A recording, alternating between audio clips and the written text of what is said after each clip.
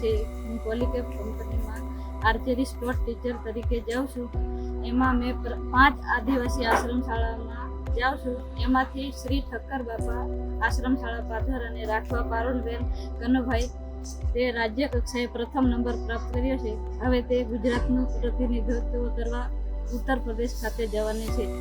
સેવા મંડળ દાહોદ સંચાલિત શ્રી ઠક્કર બાપા આશ્રમ શાળા પાધોરામાં આજુબાજુના વિસ્તારના પંચમહાલ, દાહોદ અને છોટાઉદેપુરના આદિવાસી બાળકો આ આશ્રમ શાળામાં રહીને અભ્યાસ કરે છે. જેમની અંદર રહેલી સુસુપ્ત શક્તિઓને બહાર લાવવા માટે પોલીકેપ ફાઉન્ડેશન દ્વારા સ્પોર્ટ ટીચર આપેલા છે અને અત્યારે જ પારુલ રાઠવા જે છે એ રાજ્ય કક્ષાએ ફર્સ્ટ નંબર આવેલી છે. જે બદલ આ આશ્રમ શાળા વતી હું પોલીકેપ ફાઉન્ડેશનનો આભાર વ્યક્ત કરું છું.